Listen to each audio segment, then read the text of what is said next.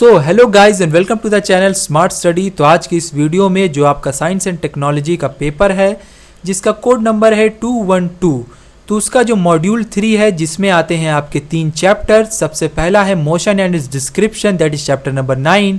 Chapter number 10 है forces and motion और chapter number 11 है ग्रेविटेशन। तो इससे रिलेटेड जितने भी इंपॉर्टेंट क्वेश्चन हैं वो मैं आज आपको इस वीडियो में कराऊंगा। तो इससे पहले भी मैंने 2 वीडियोस बनाई है, उसमें मैंने केमिस्ट्री के कुछ इंपॉर्टेंट क्वेश्चन कराए हैं, तो आप उन वीडियोस को भी देख लेना। और तो चलिए हम लोग इस वीडियो को स्टार्ट करते हैं। तो chapter number 11 that is gravitation, उससे रिलेटेड इंपॉर्टेंट क्वेश्चन है। ये आप जैसे जैसे कर्सर मेरा मूव कर रहा है वैसे वैसे आप देखते जाना। ये 14 नंबर क्वेश्चन है, state Newton's law of gravitation. How does the force of gravitation between the two objects change when the distance between them is reduced to half. सबसे पहले न्यूटन्स लॉ ऑफ ग्रेविटेशन, ये कई बार पूछा जा चुका है, ये मैं आपको आगे भी दिखाऊंगा। और इस टाइप का क्वेश्चन कि जब 2 ऑब्जेक्ट के बीच के डिस्टेंस को आप आधा कर देंगे तो उन दोनों के बीच में लगने वाला जो ग्रेविटेशनल फोर्स है वो किस तरीके से चेंज करेगा, इससे रिलेटेड भी क्वेश्चन बहुत आगे आए हैं। आप डिस्टेंस को डबल कर दें, ट्रिपल कर दें, हाफ कर दें, इससे रिलेटेड काफ़ी क्वेश्चन आए। हिंदी में देख लेते हैं। न्यूटन के गुरुत्वाकर्षण के नियम बताइए। यदि 2 वस्तुओं के बीच की दूरी को आधा कर दिया जाए तो उनके बीच गुरुत्वाकर्षण का बल किस प्रकार बदलेगी। ठीक है, अब देखिए ये कैसे बनेगा। तो ये देखिए एनआईओएस की तरफ से ऑफिशियली दिया हुआ गाइड है जो कि लर्नर्स गाइड के नाम से जाना जाता है। ये साइंस का गाइड है। आपको मैं इसमें कुछ टॉपिक्स दिखाता हूँ। ये देखिए पूरे चैप्टर को इन्होंने करीब 1 से 1.5 पेज में पूरा कवर कर दिया है। और जो भी क्वेश्चन आने वाले हैं, जो भी इंपॉर्टेंट क्वेश्चन है वो इसी से बन रहे हैं, वो मैं आपको दिखाऊंगा। पहले इसमें टॉपिक दिखा देता हूँ आपको। सबसे पहला क्या, न्यूटन्स लॉ ऑफ ग्रेविटेशन, ये मैंने दिखा दिया आपको, पहले में आया ही है। दूसरा क्या है, ये देखिए ये वाला जो फॉर्मूला है, इसी पे सारे क्वेश्चन बनेंगे वो वाले आपके कि 2 ऑब्जेक्ट के बीच के डिस्टेंस को हाफ कर दिया जाए, डबल कर दिया जाए, ट्रिपल कर दिया जाए, तो इसी फॉर्मूले पे बनता है। ये भी इसमें बताया हुआ है। दूसरा क्या है, बॉयंसी, जिसे हम लोग अपथ्रस्ट भी कहते हैं, थ्रस्ट कहते हैं। ठीक है, अपथ्रस्ट कहते हैं। तो ये बॉयंसी से रिलेटेड भी क्वेश्चन आता है। आर्किमिडीज प्रिंसिपल, ये इंपॉर्टेंट है। तो टोटल इसमें 4 पार्ट है। आर्किमिडीज प्रिंसिपल आपने देख लिया। अब जो 5वां पार्ट है वो मास और वेट के बीच का डिफरेंस। ठीक है, तो आप अगर 6th पॉइंट को देखेंगे यहाँ पर तो इससे रिलेटेड भी क्वेश्चन आया, ये भी मैं आपको दिखाता हूँ। चलिए आइए, अब 14 नंबर आपने देख लिया क्वेश्चन। आइए देखिए 20th नंबर देखते हैं। ये 2017 में 4 मार्क्स का आया हुआ है। State Newton's law of gravitation, वही सेम क्वेश्चन है जो 14th नंबर में आया था, वही 20th नंबर में आया है। How does the force of gravitation between 2 objects change if the mass of each object is doubled, distance between the object is tripled, distance between the object is half. यहाँ पर हफ्ते लिख दिया है ये गलती से, इसे आप हाफ मानना। ठीक है, तो आप देखिए इसी टाइप के क्वेश्चन आ रहे हैं। हिंदी में देख लीजिए, डिस्टेंस दोनों के बीच का कैसे चेंज होगा, तो उनके ग्रेविटेशनल फोर्स उनके बीच के कैसे चेंज होंगे। न्यूटन के गुरुत्वाकर्षण के नियम का कथन लिखिए। किन्हीं 2 वस्तुओं के बीच लगने वाला गुरुत्वाकर्षण बल किस प्रकार बदलेगा यदि दोनों वस्तुओं के द्रव्यमानों को दुगना कर दिया जाए, वस्तुओं के बीच की दूरी 3 गुनी कर दी जाए। ठीक है, इस टाइप के क्वेश्चन है। फिर देखिए 14 नंबर क्वेश्चन 2018 में 2 मार्क्स का, सेम यही क्वेश्चन है। State Newton's law of gravitation, how does the force of gravitation between 2 objects change when the distance between them is reduced to half. ये तो आप देखोगे तो 2018 में ये जो क्वेश्चन आया 2 मार्क्स का, ये तो सबसे पहले जो मैंने आपको बताया, ये 2016 में जो आया 2 मार्क्स का, इस सेम यही क्वेश्चन है। देखिए इसमें भी डिस्टेंस को हाफ किया जा रहा है, यहाँ पर भी वही किया जा रहा है। तो अब आप समझ लीजिए न्यूटन्स लॉ ऑफ ग्रेविटेशन क्यों इंपॉर्टेंट है, उसके फॉर्मूले से रिलेटेड न्यूमेरिकल क्यों इंपॉर्टेंट है। बहुत आसान होते हैं उसके न्यूमेरिकल। हो सकता है अगर मुझे आगे टाइम मिले तो मैं वो भी आपको करा दूंगा। ठीक है, अब देखिए ये 15 नंबर क्वेश्चन, ये भी इंपॉर्टेंट है। अप्रैल 2017 के पेपर में 2 मार्क्स का है। State Archimedes principal, right it's 2 application. Archimedes के सिद्धांत का कथन लिखिए, इसके 2 उपयोग लिखिए। देखिए यहाँ पर आपको तीसरा पार्ट क्या था, आर्किमिडीज प्रिंसिपल, लर्नर्स गाइड में, ये भी इंपॉर्टेंट है। अब ये भी आने वाला है। देखिए ये मास और वेट के बीच के जो डिफरेंस है ना, ये भी आने वाला है आगे। आप देखिए मैं आपको दिखाता हूँ। बॉयंट फोर्स, ये भी आ गया। ये देखिए यहाँ पर मैंने आपको आर्किमिडीज प्रिंसिपल से पहले था बॉयंसी, बॉयंट फोर्स बोलिए, बॉयंसी बोलिए, सब वही है। ठीक है, अब देखिए पांचवा पार्ट जो है, mass of an object is constant at all places but its weight varies from place to place, explain. अक्टूबर 2017 के पेपर में 2 मार्क्स का है। किसी वस्तु का द्रव्यमान सभी स्थानों पर स्थिर रहता है परंतु उसका भार एक स्थान के दूसरे स्थान पर परिवर्तित हो जाता है। व्याख्या कीजिए। देखिए हिंदी की प्रोनाउंसिएशन उतनी मेरी अच्छी नहीं है, स्टूडेंट्स ने बोला था कि हिंदी इंग्लिश दोनों में क्वेश्चन रहे, तो इसीलिए मैंने हिंदी में भी किस तरीके से ये किया है। तो अगर कुछ मुझसे गलती हो जाए प्रोनाउंसिएट करने में किसी चीज़ को, तो उसके लिए मुझे माफ़ कीजिएगा।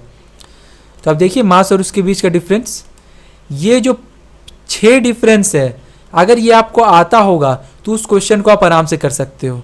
देखो ये छठे पार्ट में क्या लिखा है, mass of an body remains constant. Mass जो है वो कांस्टेंट रहता है, कहीं भी जाओ मास कांस्टेंट रहेगा, but weight of a body may change from place to place in accordance with जी।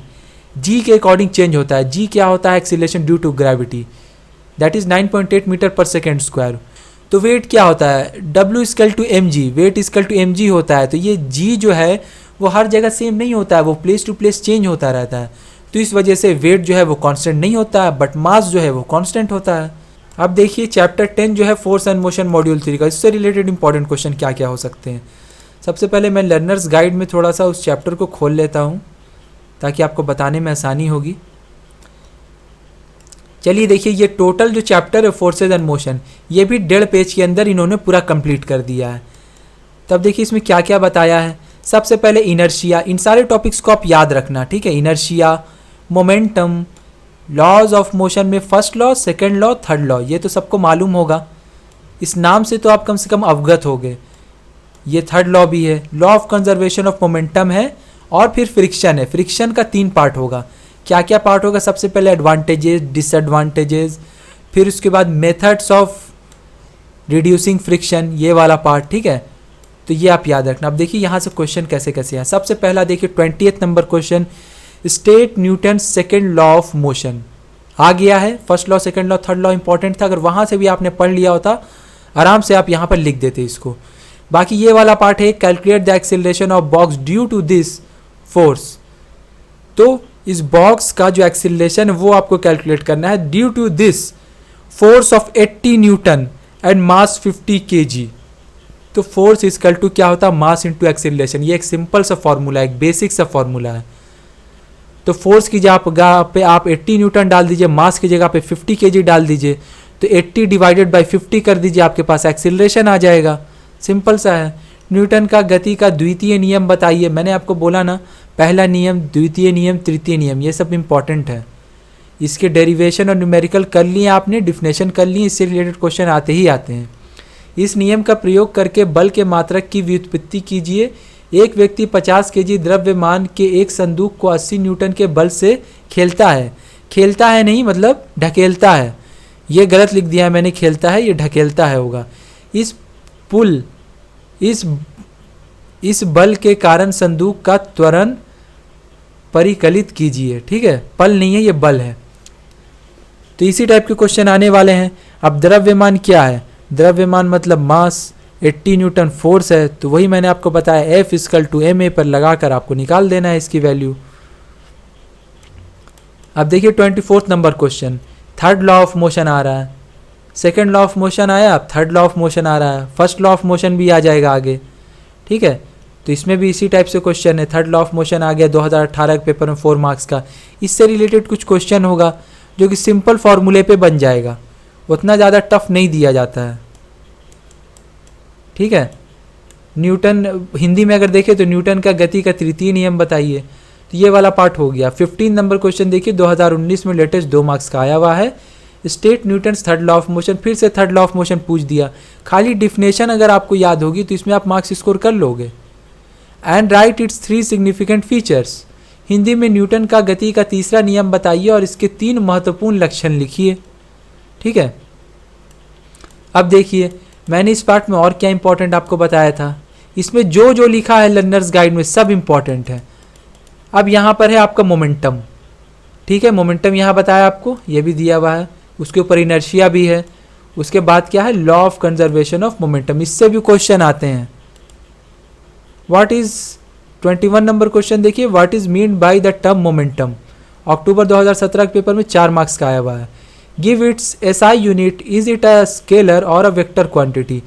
अब देखिए मोमेंटम के बारे में पूछा गया, अब उसके बाद यहाँ पर है force of 68 Newton acts on a body produces an acceleration of 1.7 metre per second square, find the mass of a body. ये कितना आसान क्वेश्चन है, ये simply force equal to mass into acceleration पर बन जाएगा, इतना तो कोई भी कर सकता है। यहाँ पर एक्सीलरेशन की जगह आप वैल्यू पुट कर दीजिए, यहाँ पर फोर्स भी दिया हुआ है तो फोर्स को एक्सीलरेशन से डिवाइड कर दीजिए तो आपके पास मास निकल कर आ जाएगा। हिंदी में देखिए संवेग का क्या अभिप्राय है, इसका एसआई मात्रक बताइए। क्या यह आदेश अथवा सदिश राशि है 68 न्यूटन बल किसी वस्तु पर कार्य करता है और उसमें 1.7 मीटर पर सेकेंड स्क्वायर का त्वरण उत्पन्न करता है, वस्तु का द्रव्यमान ज्ञात कीजिए। वही simple force equal to mass into acceleration पे लगाएंगे, आप इसका आंसर निकल जाएगा। तो ये देखिए, ये आप 30 नंबर क्वेश्चन पर आ गए हैं। अक्टूबर 2016 में 2 मार्क्स का आया है, इसे आप पढ़ लेना, ये उसी से रिलेटेड है, न्यूटन लॉ ऑफ मोशन से रिलेटेड। उसको आप पढ़ेंगे तो आपको समझ में आने लगेगा, कुछ कुछ चीज़ें आपको समझनी होगी। बस ये है कि आप इतना समझ लीजिए कि क्वेश्चन जो है वो मेरे हिसाब से इंपॉर्टेंट उतना नहीं होता जितना टॉपिक इंपॉर्टेंट होता है। सेम क्वेश्चन तो एकदम रिपीट हो नहीं रहा है, बट टॉपिक जो है वो ज़रूर रिपीट हो रहा है, तो उस टॉपिक को आप पढ़िए। तो अब देखिए, ये 24 नंबर क्वेश्चन है। जैसे जैसे मैं कर्सर मूव कर रहा हूँ वैसे वैसे आप देखते जाइए। Describe an activity to show the factors on which friction between two surfaces depends, state 2 advantages and 2 disadvantages of friction. एक क्रियाकलाप द्वारा यह दर्शाइए दो सतहों के बीच घर्षण किस किस कारण पर निर्भर करता है, घर्षण के 2 लाभ तथा 2 हानियां लिखिए। देखिए, लर्नर्स गाइड में साफ सीधी तौर पे फ्रिक्शन से रिलेटेड यही टॉपिक तो कवर हुआ है। देखिए, फ्रिक्शन यहाँ से स्टार्ट हो रहा है, disadvantages of friction, advantages of friction, methods of reducing friction, friction किस चीज़ पर मतलब किस तरीके से रिड्यूस कर सकते हैं और किस चीज़ पर डिपेंड करता है फ्रिक्शन, ये भी दिया हुआ होगा। तो सारी चीज़ें आपको यहीं पर मिल जाएंगी, आपको आराम से आप यहाँ से ही पढ़ लेंगे तो हो जाएगा। अब ये जो है चैप्टर 9, 10 और 11 के मिक्स्ड क्वेश्चन है मॉड्यूल 3 के, जैसे कि आप देख सकते हैं इसमें। अब ये वाला जो पार्ट है ना, जड़त्व से क्या अभिप्राय है, ये गलती से लिखा गया यहाँ पर, इसे मैं डिलीट करूँगा।